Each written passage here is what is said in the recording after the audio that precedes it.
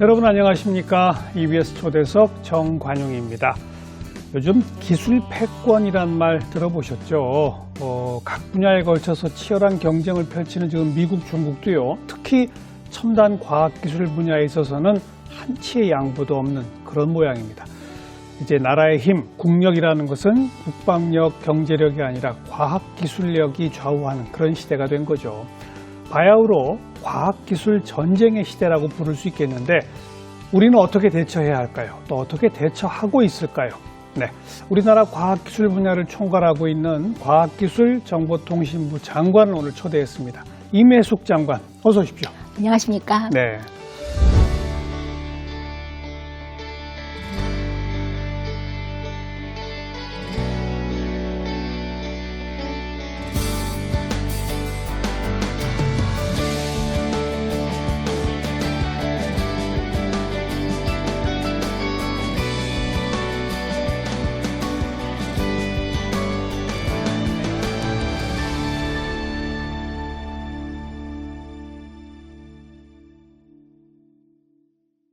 장관 되신 게 작년 5월, 그죠? 네, 맞습니다. 최초 여성 장관이죠. 네, 그렇습니다. 과학기술 분야에. 네. 네. 대학 입학하신 게 82년? 2년도입니다. 82년. 그때 공대 여학생이 몇 명? 네, 전체 한 1000명 중에 26명이 입학을 했었습니다. 그게 그때는 그래도 좀 많은 거예요. 네, 많은 겁니다. 그 전해, 전전에는 예, 5명, 7명 이렇게 있었다고 들었습니다. 예. 무슨 과셨죠? 예, 저는 제어계측공학과를 졸업을 했고요. 지금은 전자정보에 이렇게 편입이 된 그렇죠. 그러한 학과입니다. 그 당시 여성 선배가 있었습니까? 선배는 없었고요. 제어계측공학과가 14년 동안 그 존속을 했었는데 14년 동안 10명의 여학생을 배출했습니다. 근데 그렇게 여학생이 없는 그 시절 공학을 선택하시고 대한전자공학회가 창립된 지 74년 만에 최초 회장도 하시고 네, 맞습니다. 계속 최초 여성 이 기록을 세워오시면서 여기까지 오신 거죠? 네, 그렇게 추구한 바는 아니었는데요. 어떻게 하다 보니까 선배가 없으니. 네, 그렇게 됐습니다. 예. 그런 최초라는 타이틀이 항상 좀 부담감으로 작용을 하고 어깨를 무겁게 했던 그렇죠. 것도 사실입니다만 또한 제가 책임을 끝까지 잘 완수해야겠다라는 그러한 또 역할도 했던 것 같습니다. 예. 장관 되시고 8개월가량인데 우리 국민들 머릿속에 제일 기억나는 건 누리호 발사. 네, 맞습니다. 그다음 디지털 뉴딜 관련된 정책. 네. 굵직굵직한 일들이 많았습니다. 네. 어떻게 지내셨어요? 소회를 좀 말씀해 주시면. 네, 말씀 주신 대로 7월에 디지털 뉴딜 2.0이 시작이 됐고요. 그리고 누리호 발사가 작년 10월에 있었고, 그리고 또한 12월에는 디지털 전환 시대의 청년 지원 정책을 발표를 했습니다. 그리고 국가 필수 전략 기술을 10개를 선정해서 이제 앞으로 육성하고 보호하겠다는 그러한 전략을 발표한 바 있습니다. 이제 미국에 나가서 이제 주요 정책을 이끄는 과학기술정책실장 그리고 연방통신위원회 위원장 그리고 NSF 총재 등을 만나면서 제가 느꼈던 것도 아까 모두에 말씀 주신 대로 이제는 기술이 더 이상 어떤 그 국내의 기술로만 정리되는 것이 아니라 국가 간의 경쟁과 그렇죠. 국가 간의 패권을 좌우하는 그러한 시대가 되었다라는 것을 더욱 실감할 수 있었고요. 우리도 우리 자신의 기술 주권을 지키기 위해서 좀 더 분발해야겠다라는 그러한 생각을 하고 왔습니다. 처음에 제가 말씀드린 것처럼 미국, 중국이 특히 과학기술 첨단 분야에서만큼은 한치의 양보가 없죠. 그렇습니다. 예, 굉장히 많은 투자를 지금 하면서 기술 개발에 박차를 가하고 있고요. 그러니까 서로 투자하면서 네. 상대방 기업들에 대해서는 각종 규제를 가하고 그렇습니다. 그러고 있지 않습니까? 그야말로 전쟁이죠. 네, 그렇습니다. 중국이 2021년 그 3월에 양회를 통해서 이제 기술에 있어서 미국을 좀 벗어나서 주도권을 확립하겠다라는 선언을 한 이후에 미국에서는 그에 대응해서 혁신 경쟁법이라는 그러한 법안을 통과시켰습니다. 그런 법안을 통해서 기술 주권을 확립을 하고 많은 부분에 중국을 배제를 하겠다라는 그러한 정책을 펼치고 있습니다. 그에 따라 이제 외국에 있는 각국에도 협력과 동조를 요청하는 그러한 상황이 있고요. 이러한 상황에서 각자의 그런 어떤 기술 주도권이 없으면 좀 경쟁에서 뒤처지거나 그러니까 소외되거나 그러한 상황을 맞이하는 것 같습니다. 우리나라는 그러면 미국하고도 뗄래야 뗄 수 없고 중국하고도 그렇습니다. 뗄래야 뗄 수 없는데 거기서 뭐 누구 편을 들 수도 없는 없는 거고 거죠. 예. 또 우리도 그 전쟁의 한 주체로 뛰어들어야 되잖아요. 맞습니다. 어떤 전략으로 지금 우리가 임해야 됩니까? 이 기술 패권 전쟁의 시대에. 네, 그러니까 10대 국가 필수 기술을 위한 육성 보호를 위한 전략을 그런 차원에서 마련을 한 것입니다. 우리가 현재 경쟁에서 우위를 가지고 있는 기술들은 그 나름 또 육성을 해야 되고, 그리고 우리가 빨리 조속히 추격을 해야 되는 기술들은 또한 추격 전략을 마련을 해서 나아가야 하고, 또 경쟁 관계에 있는 전략들은 또 그 나름의 전략을 마련해야 하고, 이러한 관점에서 10개의 기술을 지금 선정을 했고요. 그 각각의 기술별로 육성하기 위한 전략, 보호하기 위한 전략들을 마련해 나아가고 있습니다. 국가 필수 전략 기술. 네, 맞습니다. 이건 놓쳐서는 안 된다. 네, 맞습니다. 딱 10개로 고르기가 어렵지 않았습니까? 네, 그렇습니다. 10개로 골랐고요. 그 안에 이제 또한 세부 기술로서 관련 예. 기술들이 이제 정리가 될 것이고, 예. 그 각각의 세부 기술별 전략이 마련될 그래야 것입니다. 되겠죠. 네. 뭐 지금 쭉 소개하셔도 우리 시청자들이 다 기억하기는 어렵겠습니다만 네. 그래도 네. 10가지가 뭡니까? 네. 좀 대략적으로만 말씀해 주시면. 네, 먼저 우리가 우위권을 가지고 있는 기술부터 말씀을 드려보면 반도체 디스플레이나 그 2차 전지와 같은 기술은 우리나라가 그 세계를 선도하고 아이, 있습니다. 그렇죠. 예, 이러한 기술들이 포함되어 있고요. 예. 그다음에 우리가 다른 나라와 경쟁 관계에 있다 싶은 그러한 그 기술들은 첨단 로봇이라든가 로봇. 예, 5G, 6G와 같은 기술. 5G도 우리가 선도 아니에요? 예, 5G는 선도지만 6G는 이제 시작 단계이기 아. 때문에 두 개를 이렇게 묶어서 생각을 해보면 경쟁 관계. 이제 경쟁 관계에 있다라고 볼 수 있을 것 같고요. 예. 우리나라가 조속히 좀 추격을 필요로 한다. 그런 기술들은 인공지능 기술이라든가 양자, 그다음에 탄소 중립 에너지 전환을 위한 수소 기술, 그리고 우주 기술, 우주 항공 기술들은 우리가 조속히 추격을 해야 되는 그러한 기술들이고요. 또한 요즘 그 코로나 팬데믹 같은 상황에서 굉장히 중요성이 높아진 기술이 첨단 바이오 기술입니다. 그렇죠. 네, 이 첨단 바이오 기술. 거기도 우리가 좀 뒤쳐져 있죠. 예, 이제 앞으로 조속한 추격이 필요한 기술에 속합니다. 일부는 우리가 앞서 있고 일부는 아직 좀 더 가야 되고 그럼 그 단계별로 육성 정책도 다르게 나오겠네요. 그렇습니다. 그죠? 예, 네. 선도형, 그다음에 경쟁형, 그리고 알겠습니다. 추격형 이렇게 기술의 현 위치에 따라 그리고 기술의 중요성에 따라 다른 전략을 가져가야 할 것 같습니다. 이 10가지 필수 전략 기술에 집중적인 연구개발 투자가 집중되는 거죠? 네, 맞습니다. 지금 우리 R&D 투자는 뭐 민간이나 공적 분야에서 다른 나라랑 비교하면 어느 정도 됩니까? 네, 그 규모 면에 있어서는 미국이나 중국이나 일본을 저희가 많이 조금 따라잡지 못하고 예. 있는 것은 사실입니다만 전체적으로 국가 전체적으로 현재 100조 시대에 접어들었습니다. R&D 투자가? 네, 그렇습니다. 민간에서 70조 정도 이상이 이루어지고 있고요. 우리 그 정부 R&D는 30조에 육박하고 있습니다. 그래서 100조. 네, 그래서 전체적으로 100조 R&D 시대에 접어들었고요. 이러한 그 규모면으로도 미국, 중국, 일본, 독일에 이어서 5번째입니다. 영국, 프랑스보다 우리가 앞서요? 앞서 있습니다. 예. 그래요? 네. 인구나 전체 GDP가 그쪽이 우리보다 좀 위인데 그렇습니다. R&D 투자는 우리가 전체 양도 많군요. 네, 맞습니다. 오. 예. 그러면 전체 GDP에서 차지하는 비중 이런 거는 네, 훨씬 2위입니다. 예, 2위예요? 예, 이스라엘에 이어 저희가 GDP 그 대비의 투자율은, 그러니까 R&D 투자 규모는 그래요? 2위입니다. 네. 그럼 그런 그 2위 정도 수준을 지난 한 10여 년 쭉 유지해 온 겁니까? 아니면 최근 들어서 그게 올라간 겁니까? 한 최근 4, 5년 동안에 많이 올라간 것으로 알고 있습니다. 그렇습니까? 기초연구 예산을 한번 예를 들어 본다면요. 예, 예. 2017년에 한 뭐 1.2조 규모였는데 2021년에 2.5조 규모로 2배 이상 확대가 됐고요. 여러 분야에서 그런 식으로 대폭 확대가 되어서 네. 특히 민간에서 특히 R&D 규모가 그렇죠. 확 늘었습니다. 그래서, 그렇죠. 네. 정부보다 민간 부문이 최근에 갑자기 많이 늘어난 거죠? 늘었습니다. 그렇습니다. 알겠습니다. 우리가 GDP의 내부 비중은 2등, 총액에서는 4등, 5등입니다. 총액에서 5등. 5등. 네. 아무튼 어깨 으쓱할 만하네요. 그 네, 정도면. 그렇습니다. 그러면 지금 그 경쟁 분야나 좀 뒤쳐져 있는 분야도 조만간 우리가 좀 앞서갈 수 있는 여지가 생기는 거 아닙니까? 네, 그렇습니다. 특히 양자 기술, 그다음에 수소 기술, 우주 기술 이러한 기술들에는 저희가 적극적인 투자와 예. 인력 양성 등으로 앞으로 조속히 추격할 그러한 계획입니다. 뭐 방금 그 세 가지를 얘기하셨으니까 네. 생각나는 게 우주입니다. 네, 우주입니다. 누리호. 네.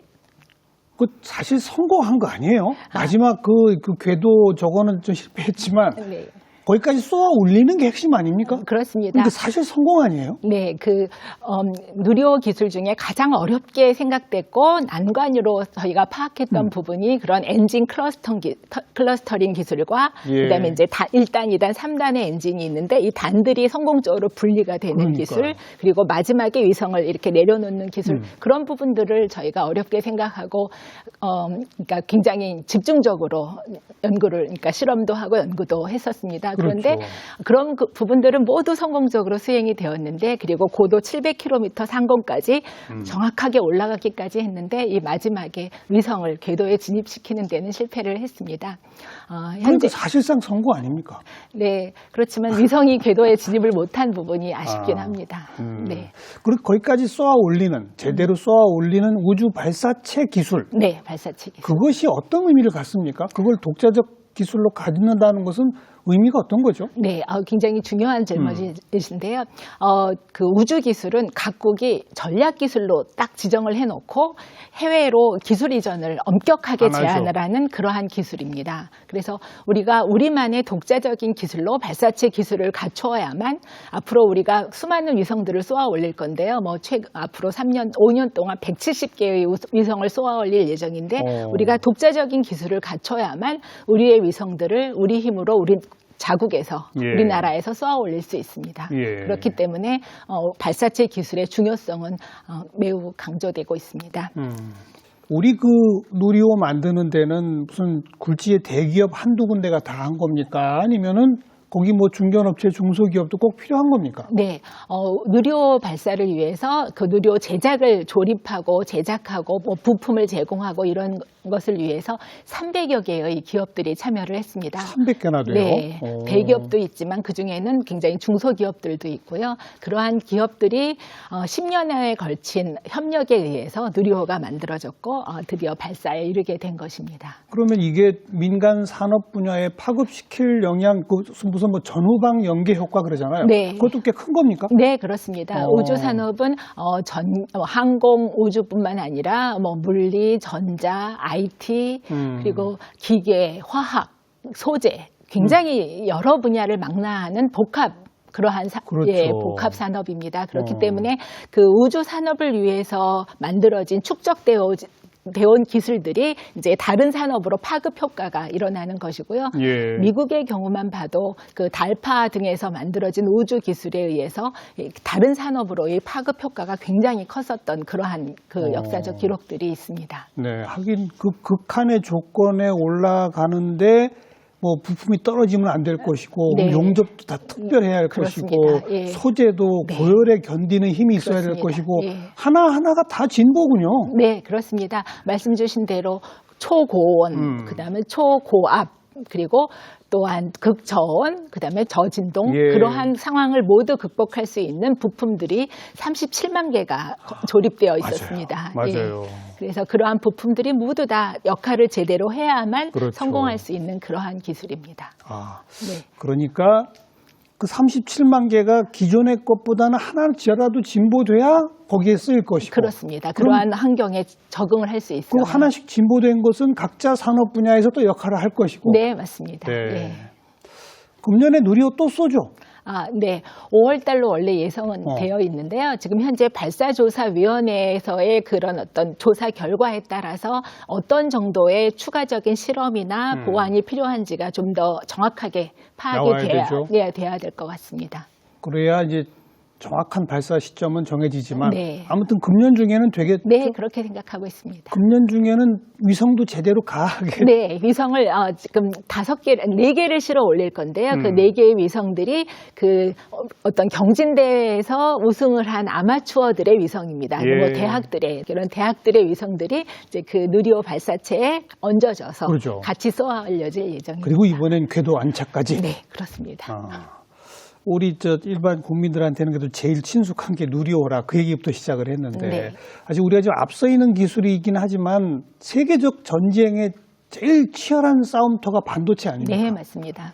뭐 미국 같은 경우는 지금 전 세계적으로 중국 뺀 무슨 뭘 만들자고 그러고 뭐 난리가 났잖아요. 네, 그렇습니다. 우리 잘 대응하고 있는 겁니까? 네, 반도체 기술 중에서 이제 메모리 반도체는 우리나라가 세계 1위고 압도적이죠. 네, 1위입니다. 그리고 우리나라의 전체적인 어떤 그런 산업 경쟁력을 끌어올리는 그러한 부분인데요.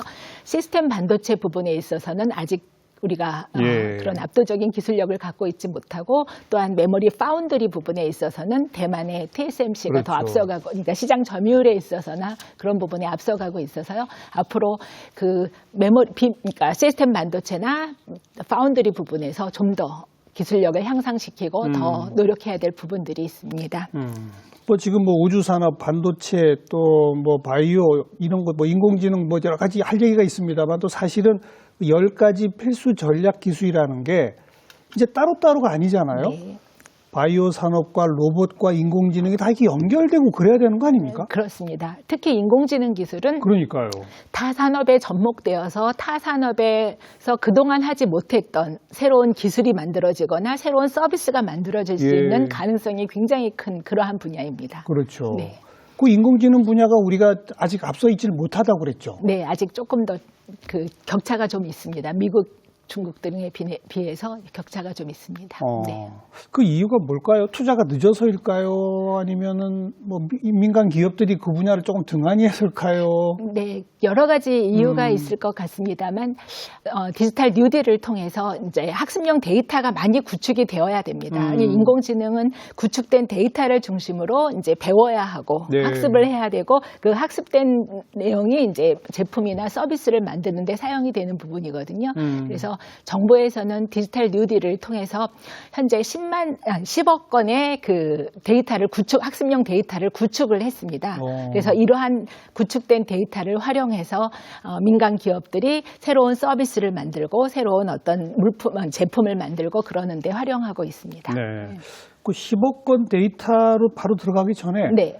디지털 뉴딜부터 설명을 좀 네. 해주면 좋겠는데 네. 디지털 뉴딜이 문재인 정부에서 이제 뭐 역점을 두고 앞으로 한국 경제를 먹여 살릴 뉴딜, 네. 거기에 뭐 친환경 뭐 이런 그린 뉴딜도 있고 네. 또 그동안 뭐 디지털 뉴딜 이러면서 시작된 거잖아요. 네, 맞습니다. 재작년에 시작했죠. 예, 2020년 7월부터 디지털 뉴딜이 시작이 되었습니다. 뭡니까? 우선 개념을 정리해 주시면 디지털 뉴딜. 네, 디지털 뉴딜은 그러니까 한국판 뉴딜의 한 축인데요. 그러니까 코로나19로 어려워진 경제에 활력을 불어넣고자 하는 그러한 그 출발점에서 시작을 했고요. 예. 그 출발점으로 디지털 뉴딜은 이제 디지털 대전환의 시대를 맞았다. 이러한 디지털 대전환 시대에서 우리가 혁신을 일으키기 위해서는 데이터를 그러니까 많이 구축을 하고 그 데이터를 활용한 산업을 만들어내서 산업의 전 분야에 디지털 혁신을 가져와야 된다라는 그런 개념에서 출발을 했고요. 그래서 대표적인 사업이 데이터 댐 사업입니다. 데이터 댐? 네, 데이터 댐 사업을 통해서 말씀드린 10억 건의 데이터를 구축을 해서 인공지능 산업에 활용할 수 있도록 했고요. 지금 이제 제 머릿속에 두 가지 생각이 동시에 떠오르는 거예요. 하나는 이미 각종 데이터가 정부 공공 자료로 있지 않습니까? 네. 전 국민의 네. 신상 자료, 네. 건강보험 자료, 뭐 경제 관련 자료, 뭐 부동산 관련 자료, 뭐 여러 가지 자료가 다 있잖아요. 네. 특히 우리는 그게 잘 돼 있는 나라 아닙니까? 네. 그럼 그걸 다 이렇게 묶고 연결하면 10억 건도 훨씬 넘을 거 아니에요? 지금 그걸 얘기하는 겁니까? 아니면 기존에 이미 디지털 데이터화 되어 있는 영역이 아닌 것을 디지털 데이터화로 만든다는 겁니까? 그러니까 둘 다라고 볼 수 있는데요. 이미 가지고 있는 데이터들도 활용을 하기 위해서는 개인정보나 이런 것 때문에 후작업이 많이 필요를 합니다. 어떤 포맷을 맞춰야 되는 부분들도 있고 그다음에 레이블링을 해야 되는 부분들도 있고 또 개인정보들을 함부로 활용을 할 수는 없는 거기 때문에 어떤 그런 법에 맞도록 활용을 해야 되는 부분들이 있어서 그런 부분들도 있고요. 인공적으로 구축한 부분들도 많이 있습니다. 예를 들면 어떤 것들을 해요? 예를 들어 이제 우리의 언어 데이터가요. 우리나라는 굉장히 많은 그 지역의 그런 그 지역 특색이 있는 그런 단어나 발음이나 이런 것들이 있지 않습니까? 사투리? 네, 네, 네. 그런 것들이 있지 않습니까? 그래서 그런 데이터들을 모두 다 구축을 했습니다. 가서 녹음을 하고 그래요? 네, 그렇게 구축을 해서 이제 그거 어디다 쓸까요? 음성 인식에 씁니다. 아하, 예. 그렇구나. 네, 그래서 다양한 그 연령대, 그다음에 다양한 지방을 모두 아우를 수 있는 그러한 데이터들을 구축을 해서 우리나라의 그 인공지능 스피커가 음성을 인식하는데 아. 예, 도움을 그러니까 새로운 서비스가 만들어지는 거죠. 그런 모든 다양한 언어를 다 습득할 수 있는, 인식할 수 있는. 하긴 말씀 듣고 보니까 어떤 민간 기업도 제주도 방언을 데이터화하지는 않겠네요. 그렇죠. 네. 그건 정부가 해야 되겠네요. 네, 그렇습니다. 오. 예. 예를 들어 또 뭐가 있습니까? 또 영상 데이터들도 그렇습니다. 예. 예를 들어 교통신호를 어떤 준수하기 위한 어떤 영상들이 있지 않겠습니까? 예. 예, 그런 데이터들도 전부 찍어서 레이블링을 해서 해야만 자율주행 자동차에 적용을 한다든가. 그러니까 예를 들면 도로 표지판. 네, 표지판뿐만 아니라 교통의 흐름이나 뭐 교통의 상황이나 이런 것들을 다 자율주행 자동차가 학습을 해야만 그렇죠. 자율주행 서비스를 할 수 있지 않겠습니까? 예, 그래서 예. 그런 영상들도 모두 찍어서 데이터를 구축을 했습니다. 네. 아까 그런 자료들을 네. 새롭게 구축한 것까지 다 합니까? 10억? 네, 10억 건의 데이터를 구축한 겁니다. 네. 이건 무제한 공개입니까? 네, 그렇습니다. 현재 누구나 활용할 수 있게? 네, AI 허브에 이렇게 구축이 되어 있고요. 연구자든 뭐 기업체든 누구나 다운받아서 활용할 수 있습니다. 네. 그건 이미 완료가 된 거예요? 그리고 완료가 되었지만 지속적으로 그 데이터의 양을 늘려나가고 20억 있습니다. 건, 30억 건도 네, 계속 네. 하고 있는 거죠? 네, 종류도 늘려나가고요. 알겠습니다. 이렇게 지속적으로 늘려나가고 있습니다. 디지털 뉴딜은 그럼 그 데이터 댐 만드는 거 하나예요? 이게 역점이고 그 다음에 또 뭐가 있습니까? 네, 코로나19로 이제 비대면이 많이 만들어지지 않았습니까? 그래서 교육이라든가 의료라든가 금융이라든가 이 산업의 전 분야에 있어서 비대면으로의 전환을 촉진하는 그러한 사업들도 진행을 했고요. 네. 이거는 안 할 수가 없었죠. 그렇습니다. 예. 그리고 특히 금융이나 이런 데는 뭐 몇 가지 규제를 푸니까 그냥 갑자기 시장 상황이 완전히 바뀌어 버렸어요. 네, 그렇습니다. 스타트업들이 굉장히 많이 그죠? 네, 활성화되었습니다. 자, 그게 이른바 디지털 뉴딜인데 네. 그게 2020년에 시작됐지만 네. 장관 취임하신 작년에 네, 2.0이 또 새로 2.0으로 업그레이드를 하셨어요? 네. 그건 뭡니까? 어떤 차이가 있습니까? 네, 이제 메타버스나 클라우드와 같은 그러니까 초연결 신산업이 이제 새롭게 등장하기 시작했고요. 예. 그러한 산업들을 이번 디지털 뉴딜 2.0에서 좀 더 적극적으로 육성하기 위한 전략들이 마련되었습니다. 네.